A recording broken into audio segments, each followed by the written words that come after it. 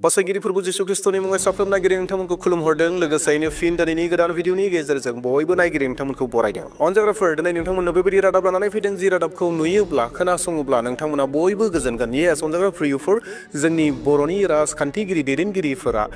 आथिखालाव बे बोहैबाय थानाय समफोराव ख्रिस्टियानफोरनि जि फारिलाइफोर जागासिनो दङ मोनफ्रोमबो ख्रिस्टियानफोरनि जिथु फारिलाइफोर कनफारेन्सफोर बे कनफारेन्सफोराव थांगासिनो दङ आरो बेसेन गोसा बिबुंथिफोरखौ लाखिगासिनो दङ 98थि बोसोरारि जथुमा बावैसो जानानै थांनाय जि BBCA नि एनुअल कनफारेन्स दङमोन बै BBCA नि एनुअल कनफारेन्सआवबो जोंनि राजखान्थि दैदेनगिरिफोरा गोबाङानो नुजाहैदों आरो गोबां गोनांथि बिबुंथिफोरखौ लाखिदों येस अनजाग्रा प्रियफोर दिनै नोंथांमोननो बेबायदिनो रादाबखौ लानानै फैदों जाय राजखान्थिगिरिफोरा ख्रिस्टियानफोरनि जिथु हाबाफारि दङ जि कनफारेन्सफोर दङ बै कनफारेन्सफोराव थांनानै बेसेन गोसा गावनि बिबुंथिफोरखौ लाखिहैदों जि बर' बेप्टिस्ट चार्च एस'सिएशन BBCA नि जि जथुमा एनुअल कनफारेन्स दङमोन बेयाव गोबां रोजा रोजा मानसिफोरा बाहागो लादोंमोन आरो रोजा रोजा मानसिफोरा बाहागो लानायनि गेजेरजों जोंनि बर'नि राजखान्थिगिरिफोराबो बाहागो लाहैदों अनजाग्रा प्रियफोर बे भिडिअ क्लिपखौ दिन्थिनायनि सिगांनो साफ्रोमबो नायगिरि नोंथांमोनखौ खावलायनो हास्थायदों सोरबा जुदि आंनि चेनेलाव गोदान फैदोंब्ला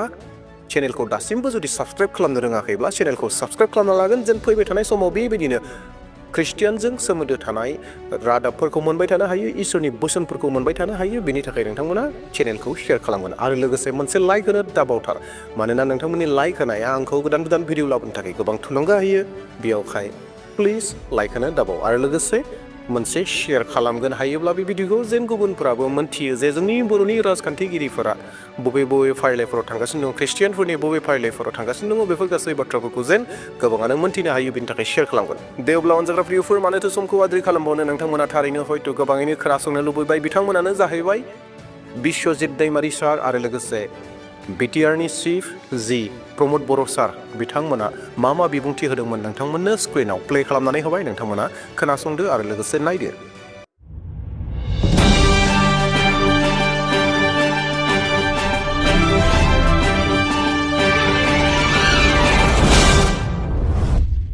ना आङो बेवहाय फैनानै जोबोद मोजां मोनदों जे माने जि बिनि जिथु आबहावा जिथु नुथाय आरो बेवहाय गासै माने रायजो राजाया जेरैबायदि फैनानै बाहागो लाफैदों बे मोनसे धोरोमनि जथुम आरो धोरोमानोथ' जोंनि जिउखौ दैदेनो धोरोमखौ नागारनानै जों माब्लाब्लाबो माने गावनि जिउआव थार लामाखौ नागिरनानै मोननो हाया बे जथुमनि गेजेरजों आं सानो साफ्रोमबो सुबुङानो जोङो जिथु गेजेर माने एसे एनै मालाबा बावनानै थानो नागिरो मालाबा जोंना अहंखाराबो बांनो नागिरो बेफोरो बे जथुम्मानि गेजेरजों जेब्ला खेबले जोङो जोंनि जिउनि सोमोन्दै इसोरनि सोमोन्दै बेवहाय जोंखौ जोंनि गोरों गोराफ्रा जेब्ला बुजायगोन फोरमायगोन बेजों जों गावनि गोरोन्थिफोरखौ मोनदांनो हागोन आरो गेबेङै जोंनि जिउखौ दैदेनलांनो हागोन दा जोङो मिथिगौ मोनफ्रोमनिबो धोरोमा सैथोफोर नाथाय जोंनि गेजेराव मानसि हिसाबै माब्लाबा धोरोमखौ लानानै दाङाबाय जानो ना बेफोरो मा जायो माखासे मा होनो साननाय बुजिनाय बायदिसिनायाव गोरोन्थि एक्सुअलि धोरोमा गासिबनाबो एखे बयबो इसोरखौनो सिबियो नाथाय बे इसोरखौ सिबिनायनि बेलायाव गावबागाव माखासे नेम दं माखासे खान्थि दं बेल'सो जोंनि गेजेराव फाराग गतिके बेखौ लालायनानै जोङो जेबो आसलते थरखा थरखि जानानै जेबो मुलाम्फा गैया बे संसाराव इसोरानो आरो इसोरासो जोंखौ सोरजिदों आरो बयहाबो बेबायदि मोनसे फोथायथि दङ नाथाय बयहाबो गावबागाव बेखौ फोथायनानै इसोरखौ सिबिनायनि आलादा माखासे खान्थिफोर दं आरो बेफोर खान्थिजों गावबागाव लाइनजों गावबागाव सिबिगोन बेखौ लानानै जों रावखौबो जबरदस्तबो खालामनाङा बा गाव साननाय बायदि जाथारनांगौ होननानैबो जों साननाङा अब्लानो बेबायदि माने धोरोमखौ लालायनानै नांलायनाय खमलायनाया बे गैया जायो धोरोम सिबिनाया इसोरखौ सिबिनाय धोरोमा जों होनाय नामल' ख्रिस्टानानो जा हिन्दुआनो जा बुद्धिस्टआनो जा जियानो जायाथों गासिबनिबो बाथ्रायानो बेनो इसोरखौ जोङो मानिनांगौ इसोरखौ जों सिबिनांगौ इसोरखौ जों हामबाय होनांगौ आरो जोंनि जिउनि थाखाय इसोरनाव जों जेब्लायबो आरज गाबनांगौ जाहाथे जोंनि खैदां खैफोद बायदिसिना बेफोर जानो गोनां माखासे माबाफोर दङब्ला बेफोरनिफ्रायबो जाहाथे इसोरा जोंखौ रैखाथि होनानै मोजाङै मोजां जोंखौ आवगायलांहोबाय थायो। लाइमोनफ्रा माबायदि बाहागो लानांगौ? लाइमोनफ्राथ' गासिबो माने बिसोरनो जिहेतु इयुन गासिखौबो हमथानांगौनि ओंखायनो लाइमोनफ्रा गासिबो धोरोमनि बेलायाव बुजिनो मोनथिनो नाजानांगौ आरो गासिबो दिनै धोरोमाव जोंखौ मा फोरोंदों बेफोरखौ जोङो बयबो माने हागौमानि फरायनांगौ बुजिनानै लानांगौ आरो अब्ला जोंनि जिउखौ जों बुजिनो हायो आरो जों मारै सोलिनांगौ बेखौ जों मोनथियो अब्ला गाव गावनि जिउखौबो जोङो मोजाङै मोजां दैदेनलांबाय थानो हायो आरो इयुनाव बे लाइमोनानो जिहेतु माने गारजेन जाहैगोन अब्ला इयुन जोलैफोरखौ आरो बेबायदिनो जोंनि बिमा बिफा जोंनि सिगांनि सुबुंफ्रा जेरै दैदेनबोदों बे लाइमोनफ्राबो उनावहाय जोंनि समाजखौ जोंनि सुबुंफोरखौ जोंनि इयुन जोलैफोरखौ मोजाङै मोजां बेबायदिनो धोरोमनि लामाजों दैदेनलांबाय थानो हागोन। आङो आगोलनि समावबो फैदोंमोन आरो बेवहाय गोबां रोजा रोजा सुबुङा बाहागो लानानै माखासे आध्यात्मिक सरसा एबा स्पिरिचुवेल डिसकासनाव बाहागो लायो। जों बयबो मिथिगौ मोनसे माहारिया जौगालांनो थाखाय जोङो धोरोमनि फारसे सांग्रां जानांगौ आरो अब्लासो जोंनि हारिनि गेजेराव डिसिप्लिना फैयो। BBCA ससियेल डेभेलपमेन्टनि थाखाय ससियेल चेन्जनि थाखाय गोबां रल लाबोदों आरो बेवहाय जिखिनि माखासे एन्टि ससियेल एक्टिभिटिसफोरनिफ्राय जोंनि इयुथ्सफोरखौ जोंनि लाइमोनफोरखौ बासायनो थाखाय मोजां लामाथिं दैदेननो थाखाय गोबां रल लाबोदों। दा बिथांमोनखौ आङो साबायखर बावो आरो फैबाय थानाय समाव बर' माहारिजों लोगोसे खाथि खाला रायजो जानाय गासैबो माहारिफोरजों मोजां सोमोन्दो दानानै जों मोनसे सोद्रोम समाज दानो आरो गोजोननि मोनसे समाज दानायाव BBCनि रला अरायबो गोनां जागोन। आङो बिथांमोननि जथुम्माखौ फारफ्रोमबो बिथिंनिफ्राय जाफुंसार जानायखौ आं हास्थायदों आरो आङो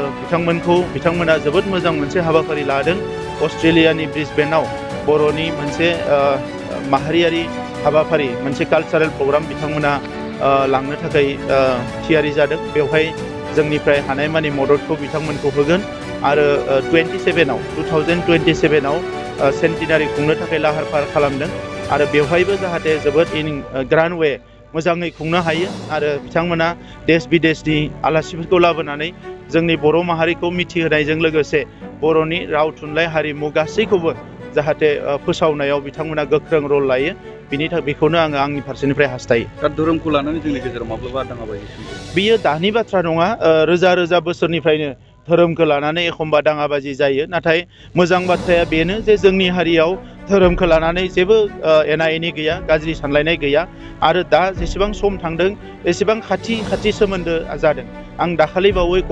उदालगुरियाव BBCनि कनफारेन्सआव थांदोंमोन। बेवहाय आं नुदों जे बाथौनि दैदेनगिरिफ्रा मोजां मोनसे ड्रेस गाननानै कनफारेन्सआव बाहागो लाहैदों आरो ख्रिस्टान फोथायग्राफ्राबो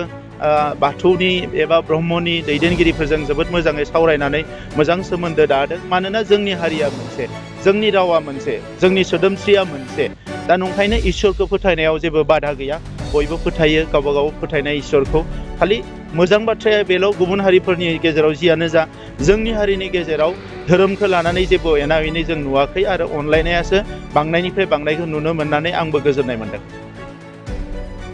जिसु ख्रिस्टनि बाख्नायजानाय जाथोंसै। अनजाग्रा प्रियफोर, नोंथांमोना बे भिडिअ क्लिपखौ नुबाय जि प्रमद बर' सार बिथांनि बिबुंथि लाखिनाय आरो बिश्वजित दैमारि सारनि बिबुंथि लाखिनायखौ नोंथांमोना खोनानो मोनबाय आरो रोखा रोखायैनो बुजि मोनबाय। अनजाग्रा प्रियफोर, बिथांमोननि बेसेन गोसा बिबुंथिनि गेजेरजों नोंथांमोना मा सोलोंदों बेखौ नोंथाङा गावनो सोलोंदो। माखासे बाथ्राफोर दङ बुंनो गोनां, नाथाय आं बेफोर गासै बाथ्राफोरखौ बुंनो नागिराखिसै। नाथाय अनजाग्रा प्रियफोर, जोबनायाव बेखौसो खावलायनो हास्थायदों जे जाय बर' दैदेनगिरिफोर दङ, राजखान्थिगिरिफोर दङ, बिथांमोननि थाखाय आर'ज खालामदो फैबाय थानाय जिथु इलेक्सन दङ। येस, बिटिआरआव मोनसे सरकार दागोन। जों साफ्रोमबो बर' रायजो राजाफोरनो मोनसे गोग्गो राजखान्थिखौ नांगौ, गोग्गो हादरनि दैदेनगिरिफोरखौ नांगौ, जोंनि बर'नि गोग्गो दैदेनगिरि लिडारफोरखौ नांगौ। बेनि थाखाय आर'ज खालामदो जेन नोंथाङाबो जेन सासे मोजां भटार जायो, नोंथाङाबो जे सासे मोजां केन्डिडेटनो भट होनो हायो। सोरबायदि व्यक्तिनो होयोब्ला नोंनि भटखौ जे मोजां बर'लेण्ड जागोन, मोनसे मोजां बर' रायजो जागोन, बेनि थाखाय आर'जआव थादो आरो लोगोसेनो आर'जआव थादो जाय बर' दैदेनगिरिफोरा दासिमबो जिसु ख्रिस्ट'खौ मोननो हायाखै जों साफ्रोमबो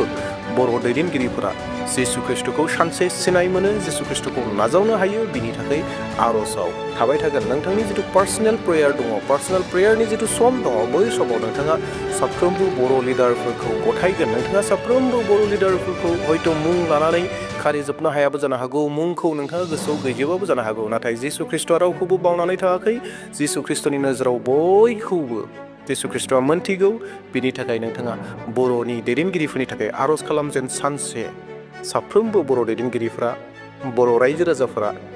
राजखान्थिगिरिफ्रा जिसु ख्रिस्ट'खौ मोनो बिनि थाखाय आर'ज खालाम दे अब्ला प्रियफोर नोंथांमोना बे रादाबखौ मोननायनि गेजेरजों निस्सय माबा मोनसे सोलोंदों आरो लोगोसे जिउआव जौगालांगोन आरो जिसु ख्रिस्ट'नि आशीर्बादा बांलांबाय थागोन बेखौनो फोथायनानै दिनैनि भिडिअखौ बेसेयावनो दोनथ'बाय थेंक इउ